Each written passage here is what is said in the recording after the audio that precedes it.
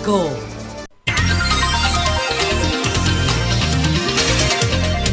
Son las 6:58. Buenos días, dominicanos, dominicanas. Julio Martínez Pozo. Los comentarios de los temas más importantes en el programa de mayor influencia de la radio y la televisión nacionales. En este viernes 26 de febrero del año 2021, buenos días a todo el equipo del Sol de la Mañana, la audiencia de Sol, la teleaudiencia de Telefuturo Canal 23 y las personas que siguen nuestros contenidos a través de las redes sociales. Buenos días a todos y a todas. Entonces, en el día de hoy, nosotros, entre otros temas, hablaremos de la eliminación de la cobertura total para los pacientes en cuidados intensivos con COVID-19. La exclusión del peritaje patrimonial que hizo a su antojo la Procuraduría General de la República a los imputados de Odebrecht. Y la firma del viejo pacto eléctrico, entre otros temas. Pero permítanme también saludar el inicio en el día de ayer de los trabajos de la circunvalación de los Alcarrizos. Ayer el ministro de Obras Públicas, el ministro del INE Exención, el ingeniero del INE Exención, anunció los inicios de esta obra que está desde hace tiempo proyectada, paralizada, y entonces la empresa que la va a realizar, que ganó desde hace tiempo esa licitación, es la empresa Compreica, que la encabeza el ingeniero Héctor Ten. Es una obra sobre los 2.000 millones de pesos. Entonces, es importante que se empiecen a realizar obras como estas, por varias razones. La primera razón es la del beneficio de la obra, pero ese beneficio de la obra trae varios beneficios añadidos. En términos inmediatos, pues esa activación es una inyección de activación a la economía, que da la posibilidad a muchas personas de trabajar, de ganarse el sustento en esa obra. Y entonces también es una realización concreta que después se puede enarbolar. Entonces, después que ya se ha hecho la inversión, después que queda la obra, entonces está su beneficio permanente. De manera que saludo el inicio de esta obra. Mi deseo, ingeniero de Línea Ascensión, es que no se pare. Es que se inició, que estén las debidas programaciones presupuestarias, que la obra se empiece y que la obra se termine en un tiempo eficiente, que eso es lo que nos conviene a todos, porque obra terminada en un tiempo eficiente es una obra que sale más económica al contribuyente. De manera que mi saludo al inicio de esta obra. Entonces, también, bueno, ayer abordé un poco el tema de los combustibles, pero después vi un comunicado que adiciona varios factores al tema de los de los precios de los combustibles o explica cuáles son los factores que están incidiendo en el precio de los combustibles. Este es un comunicado de la Sociedad de Empresas de Combustibles de la República Dominicana. Entonces, ellos dicen, entre otras cosas, que las alzas registradas en el crudo en las últimas semanas se deben a distintas situaciones externas, tales como el impacto de la tormenta invernal en las refinerías de Texas, Estados Unidos, cuyas operaciones aún continúan paralizadas, los recortes de la OPEP, la reducción unilateral de la producción de Arabia Saudita a 1 millón de barriles diarios, entre otros. Es decir, esos son los factores que están incidiendo en una elevación de los precios internacionales de los combustibles. Este incremento no solo afecta al consumidor final, además afecta a las empresas que intervenimos en la cadena de comercialización de los combustibles en los países que dependen de estos mercados para sus abastecimientos, tanto en acceso a capital de trabajo como en financiamientos, volúmenes de importación y volúmenes de venta al público. En ese sentido, siempre hemos puesto como prioridad la preservación de los empleos de las familias dominicanas que contribuyen con su trabajo al sector de los combustibles y que hoy superan los 20.000 directos y 40.000 indirectos en el país. Asimismo, es importante recordar que los combustibles son imprescindibles para la continuidad de las operaciones de todos los demás sectores productivos del país, especialmente en momentos en que se trabaja para la reactivación económica de la nación, por lo que saludamos el esfuerzo que ha realizado el Ministerio de Industria, Comercio y MIPYME para mitigar el impacto de esta situación.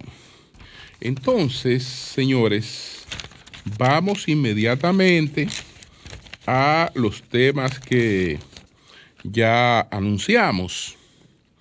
Bueno, cuando llegó el impacto de la pandemia de COVID-19 y entonces llegaron las ocupaciones de las salas de cuidados intensivos, lamentablemente los fallecimientos también de personalidades y gente de distintas áreas, pues se entendió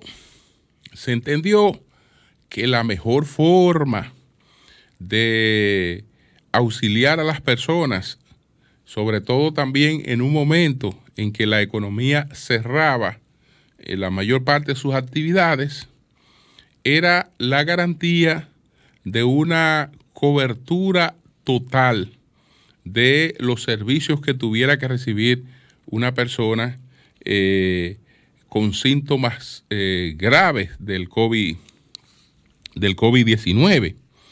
Entonces, ¿qué pasa? Que hay por lo general lo que se llama el PDCC, que es el Plan de Servicio de Salud, el PDS, el PDS, el PDSS, sí, el PDSS es el Plan de los Servicios de Salud, PDSS.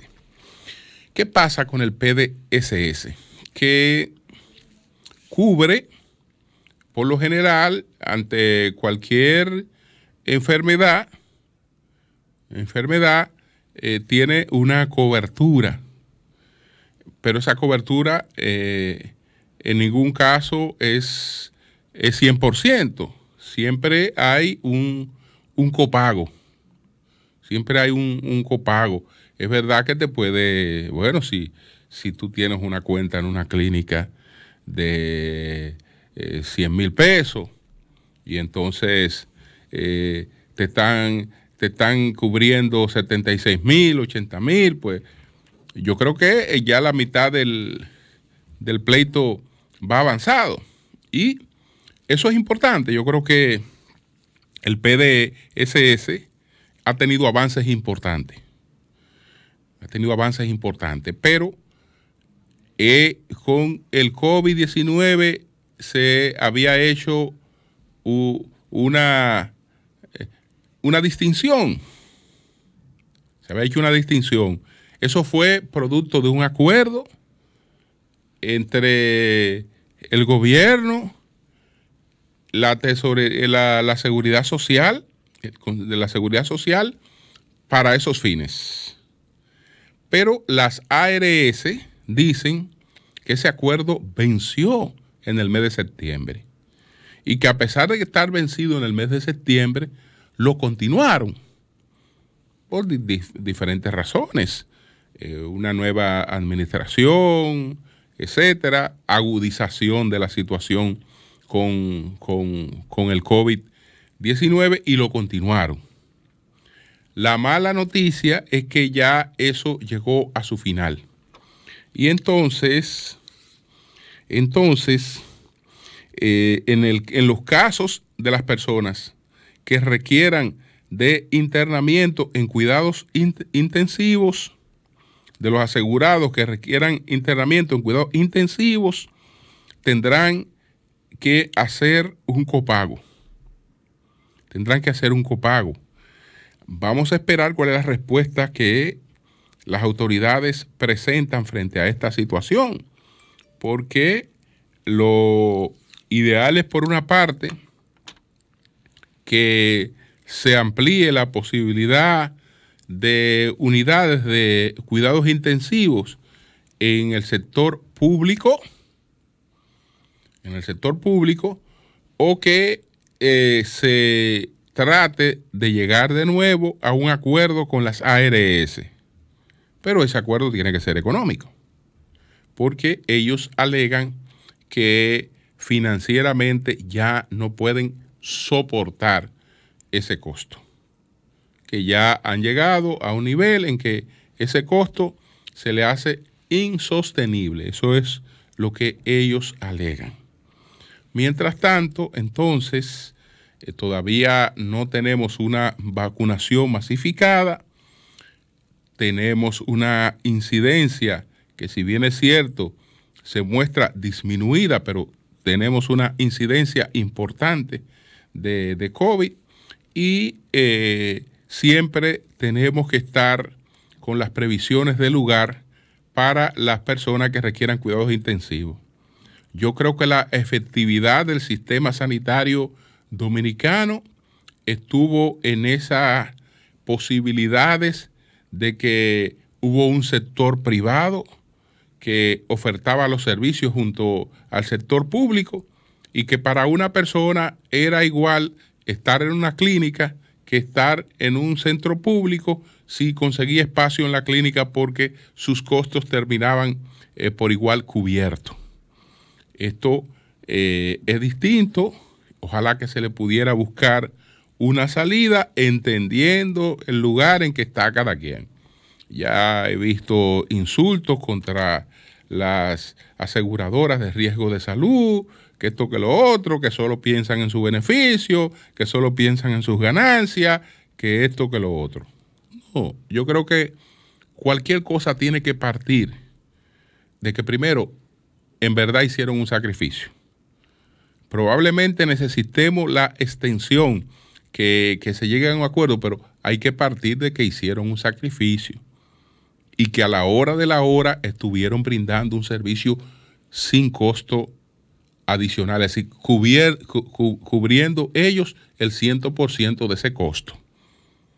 Y acuérdense que tenemos un año bregando con esta pandemia. En ese periodo de tiempo, en términos financieros, eso tuvo que haber representado un gran sacrificio económico.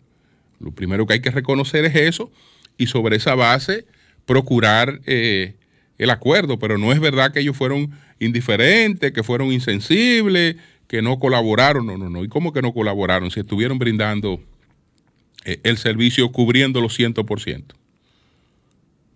Aunque nos duela el hecho de que el servicio ahora no esté disponible. Sabrá Dios en qué momento cualquiera de nosotros lo requiere. Y lo mejor era en las condiciones que eso estaba, porque caramba, ya tú te veías en una situación y tu única batalla era por la vida, por tratar de sobrevivir, por colaborar lo más que tú pudieras, pero no tenía pendiente el tema económico.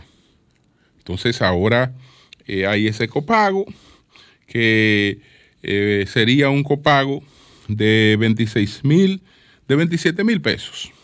Sería ese copago.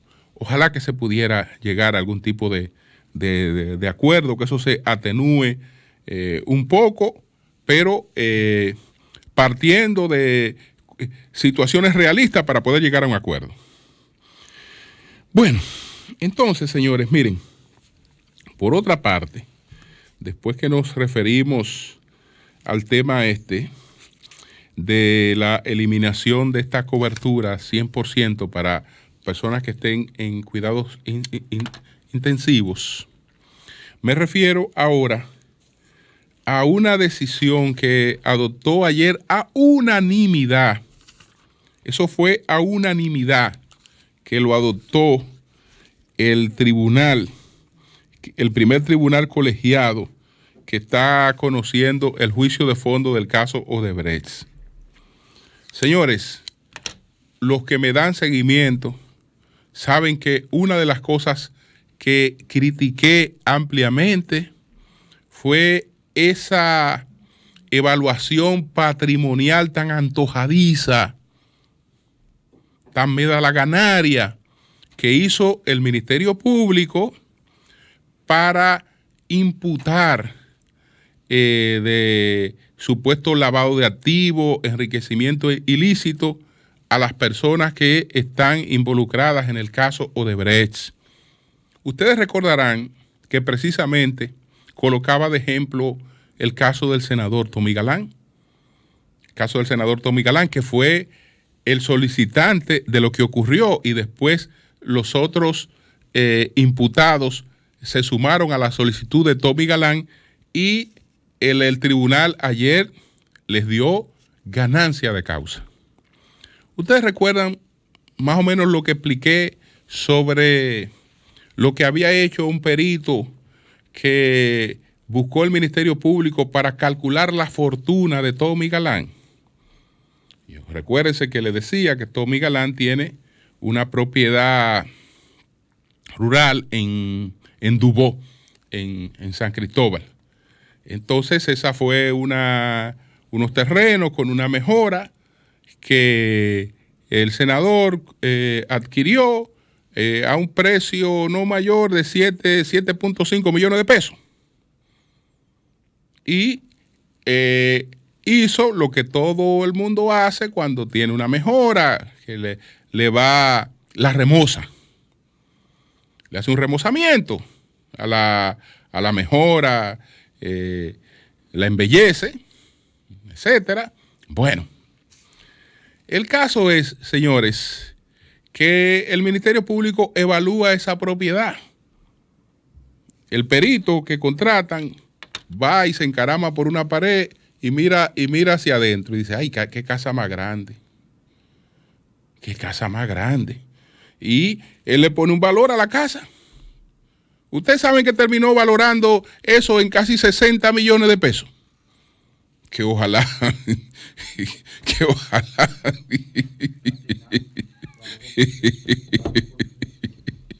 en 60 millones de pesos terminó valorando eso. Terminó valorando eso en 60 millones de pesos. Así por el estilo, se terminaron de hacer una serie de cosas antojadizas. Tú, por ejemplo, tienes un depósito en un banco. Una cosa es el movimiento de una cuenta y otra cosa es lo que tú realmente tienes en el banco. Porque tú tienes 25,000 pesos en el banco, perfecto. Fuiste y buscaste 15,000. Pero ya como tú depositaste 25 y buscaste 15,000, mira, esa cuenta ha movido 40,000 pesos. Pero la cuenta movió 40,000 pesos porque tenía 25, buscó 15. Entonces, ahí hay un movimiento de 40,000 pesos. cosas así, pero cuestiones así. Cuestiones así eran. Así eran. En el caso de Andrés, sabe que compró varias fincas el mismo día. Varias fincas que compró el mismo día que la compró, la misma propiedad subtitulada, etcétera, y una serie de cuestiones totalmente absurdas. El caso es que eso fue eliminado como prueba ayer a unanimidad. Ahí no hubo voto disidente. Ahí no. Esa supuesta prueba fue excluida totalmente para todos los casos. Es decir, la evaluación que hizo por su cuenta el Ministerio Público fue excluida del caso. Excluida para todos del caso. Por varias razones. La razón fundamental, además de estas distorsiones evidentes, es que, bueno, en el caso de Tommy, recuerden que llegué a decir, una de las pruebas de su enriquecimiento ilícito es un inmueble donde estaba la oficina, donde Tommy tenía en la segunda planta la oficina senatorial en ese momento. Bueno, en ese inmueble es un inmueble de esa familia en la que Tommy Galán a los 14 años despachaba en la panadería que había ahí de su padre. Es decir, estamos hablando de un inmueble de esa familia, que todo el mundo sabe que es un inmueble de esa familia desde siempre. Desde siempre. Eso está ahí como la prueba de enriquecimiento ilícito. Una cuestión totalmente abusiva. Desproporcionada, porque, coño, y excúsenme esto, hay cosas que uno las respeta, ¿no va? Incluso estamos hablando de que era el propio Partido de la Liberación Dominicana el que estaba en el poder. Entonces también yo voy a hacer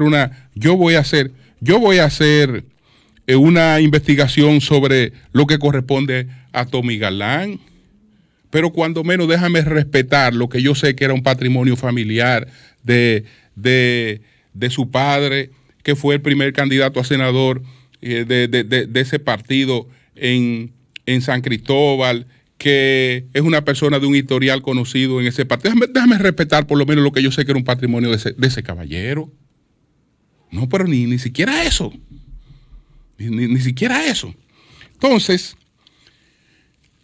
excluido no solo por eso, porque la razón legal por la que eso se excluyó es porque lo único que tiene peso ante la justicia, que tiene valor ante un tribunal, y eso es lo que está establecido, es lo que establece la ley sobre patrimonio, declaraciones patrimoniales. Lo único que tiene valor es una evaluación de la Cámara de Cuentas que demuestre inconsistencia en el patrimonio de un funcionario público. Cualquier otra cosa carece de valor ante la justicia. Entonces, por eso eso fue excluido de ahí. Entonces, ya ustedes saben que esa era la prueba 1A, que era la que trataba de demostrar el enriquecimiento ilícito de una o de todas esas personas, excluida, borrada de ese expediente. Eso no tiene ningún valor para los fines de ese expediente. Ya ustedes saben que esas fue de las cosas que se añadieron a las delaciones premiadas, que uno sabe que esas delaciones también están caracterizadas por la inconsistencia. Eso es lo que tiene que ver con el caso Odebrecht. Entonces, señores, miren, ayer se firmó el pacto eléctrico. Ayer se firmó el pacto eléctrico. Escuchaba al querido amigo Luis Ramírez esta mañana que decía Luis Ramírez, bueno, 6 años de discusión. No, Luis, no hay varios años de discusión. Pero desde que ese pacto eléctrico se guardó, hará casi cerca de 3 años, no se volvió a discutir absolutamente nada sobre él. Es decir, el pacto eléctrico no estaba en discusión. No había discusión sobre el pacto eléctrico. No hubo ninguna discusión sobre el pacto eléctrico. Lo que ocurrió ahora, y tenemos que ser objetivos, aún saludando la firma del pacto, tenemos que ser objetivos. ¿Qué fue lo que ocurrió ahora? Que el pacto se desempolvó. Ha dicho el presidente Abinader que ese pacto no es perfecto, pero era el pacto posible, ese pacto eléctrico que se suscribió ayer. Cuando él dice eso, el presidente Abinader le está haciendo un reconocimiento a la administración anterior. Porque ese pacto que era el posible, era el que se iba a suscribir en la administración del presidente Danilo Medina. No tiene una coma ni un punto más. Lo que quiere decir entonces que ahora el presidente Abinader entiende que ese era el pacto posible. Con eso está reconociendo la administración que discutió ese pacto.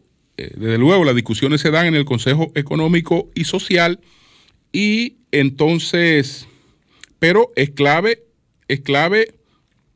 el gobierno, porque el gobierno es que tiene la mayor cantidad de compromisos en ese pacto, lo que quiere decir que a los compromisos que llegó el gobierno ahí era a lo que más se podía llegar. Lo está diciendo Luis Abinader. Entonces, ¿qué hace la diferencia? ¿Qué hace la diferencia entre lo que tenemos ahora, entre lo que hay ahora y entre... ¿Cuál es la diferencia?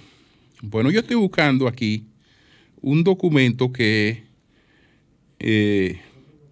me envió en el día de ayer mi querido amigo Daniel García Alchivar sobre la posición del PRM.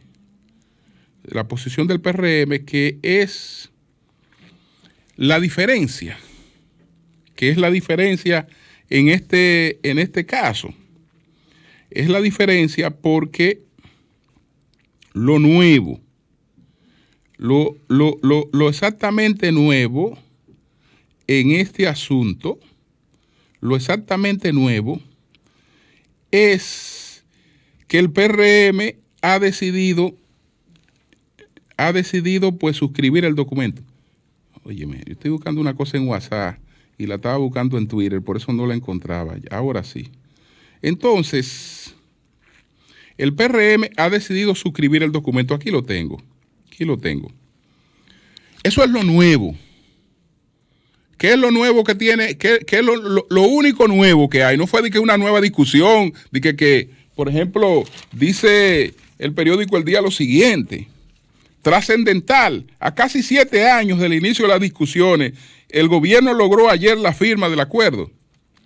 Bueno, no fue que el gobierno no logró ayer la firma del acuerdo. Porque lo que ocurrió fue lo siguiente: el gobierno logró ayer que el PRM firmara el acuerdo que no quiso haber firmado antes. Ese es el único cambio, la firma del PRM, porque todos los otros que estaban ahí estaban también dispuestos a la firma cuando ese pacto estuvo listo. Todos los demás estaban dispuestos a la firma cuando el pacto estaba listo. El único que no estaba, que se negó a firmar el pacto, tal y como está redactado actualmente, fue el PRM. Entonces lo que buscaba es la explicación que da el PRM, porque estoy en la obligación de darla a conocer. El Partido Revolucionario Moderno participará en la firma del pacto eléctrico convocado por el presidente Luis Abinader en el Palacio Nacional este jueves 24 de febrero, basado en las siguientes razones. 1. Porque según se puede apreciar en la carta de fecha 19 de febrero del año 2019, remitida por el doctor José Ignacio Paliza, presidente del PRM, a Monseñor Agripino Núñez Collado, presidente a la sazón del Consejo Económico y Social, CES, el partido presentó un listado de 12 propuestas para ser incluidas en el documento de pacto. Sin embargo, por razones no explicadas, ninguna fue incluida. Las 12 propuestas abordan temas como las auditorías regulares a las empresas distribuidoras, auditar la construcción de Punta Catalina, aplicar un programa de reducción de gastos en las distribuidoras, aplicar un programa de licitación de nueva energía basado en una estrategia de costo mínimo y localización conveniente para la expansión del sistema, etcétera. Lo que pasa es que algunas de esas propuestas forman parte del pacto. Lo de la disminución de las pérdidas en las distribuidoras, tanto por razones administrativas como por las pérdidas, por las deficiencias en las líneas, por la energía que se sirve y no se consume, ambas formaban parte del pacto. Entonces, bueno, continuando, esas y otras propuestas contenidas en la carta citada pueden ser perfectamente ejecutadas hoy desde el gobierno, apoyándose en la ley 125.01 y sus reglamentos sin necesidad de nuevas rondas de discusiones. Es decir, que ahí entonces el PLD o Danilo o lo que fueran tenían razón, porque decían que esas cosas podían abordarse sin nuevas rondas de discusiones. Entonces,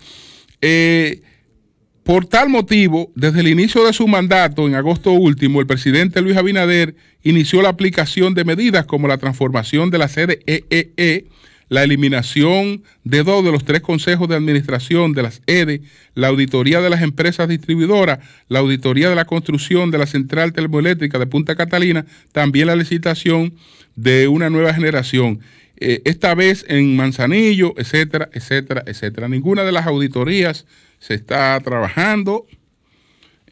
Sabemos la dificultad que ha habido con la Cámara de Cuentas, etcétera. El presidente dispuso que la Contraloría asumiera ese trabajo, pero advertimos en principio que esa es una potestad exclusiva de la Contraloría General de la República. Fíjense cómo ahora un tribunal, ante una cosa que no estaba hecha por la Contraloría General de la República, le dijo al Ministerio Público: no, esa evaluación patrimonial no es la que corresponde. La que vale en justicia tiene que venir de la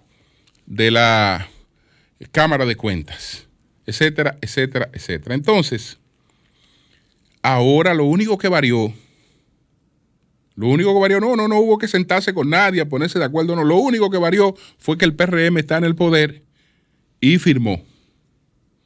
Y firmó lo que se había negado a firmar. Eso es lo único que varió. Incluso, lamentablemente,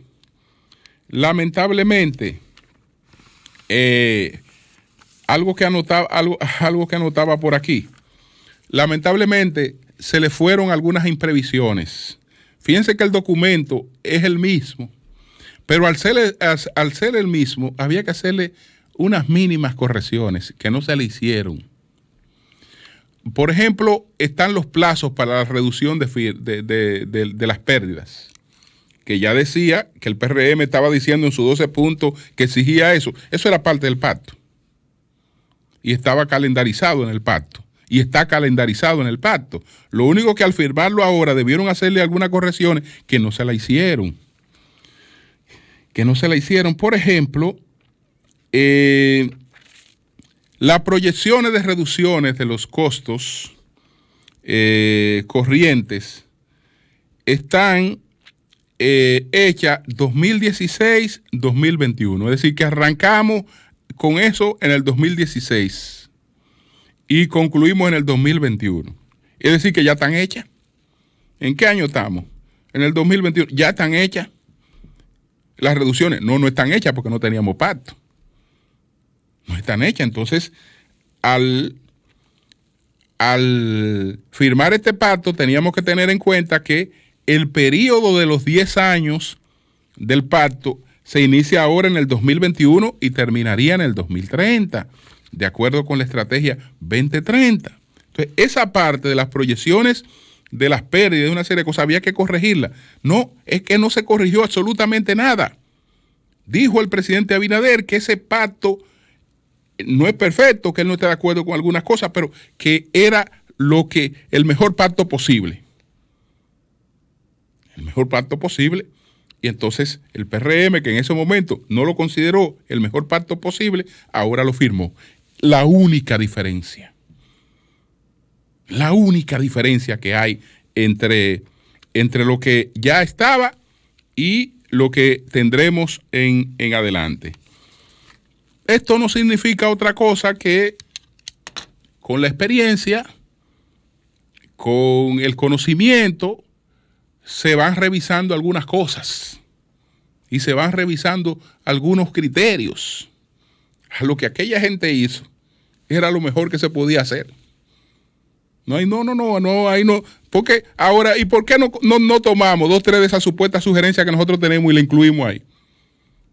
¿Cómo la vamos a incluir si en gran medida estamos citando cosas generales que están incluidas ahí? Y las otras cosas, bueno, que lo de la sede que se va a reducir, ya hemos hablado de esa intención que ojalá se materialice, pero hasta ahora es solo intención, porque un decreto no resuelve eso. Por más que se entienda que lo resuelve, no lo resuelve. Entonces, marchemos hacia adelante. Ojalá que algunas cosas se resuelvan en el camino, pero yo quiero insistir en mi advertencia de que el Estado no debe vender sus acciones en las empresas eléctricas en las que participa. Ustedes saben, solamente voy a citar 2 empresas, Itabo y Ejejaina. Ustedes saben entre el año 2000 y el 2018 cuál fue la cantidad de beneficio que el Estado recibió por esas empresas. Entre 2000 y 2018, nada más de esas empresas, el Estado recibió 18,000 millones de pesos. ¿Qué quiere decir eso? Que se está recibiendo un beneficio solamente de 2 empresas de 1,000 millones de pesos anuales. Entonces, yo entiendo que es una irresponsabilidad que usted en una generación le toque administrar un bien que corresponde a todas las generaciones y digamos, bueno, ese bien vamos a quemarlo ahora y lo usamos en algo esta generación y las próximas generaciones ya no disponen de ese bien. No, pero si eso lo que está dando es beneficio, que dé beneficio ahora y que siga dando beneficio. Que siga dando beneficio, perfecto. No estamos de acuerdo con algunas cosas que se hicieron en el FONPER, cómo se manejaban esos recursos. Manejémoslo de otra manera. Pero eso es beneficio. Eso es beneficio. Entonces, hay un poco de prisa por esa parte. Desde el principio hay un poquito de prisa por esa parte y yo creo que esa prisa hay que calmarla. Esa prisa por vender activos que tiene el Estado en esas empresas que nada más le dan beneficio. Entonces, lo otro está muy pendiente de esta cuestión de precio de libro a precio de mercado, pero ojalá que no tengamos que discutir eso, a qué precio se vende lo que no es necesario vender en estos momentos. Cambio y fuera.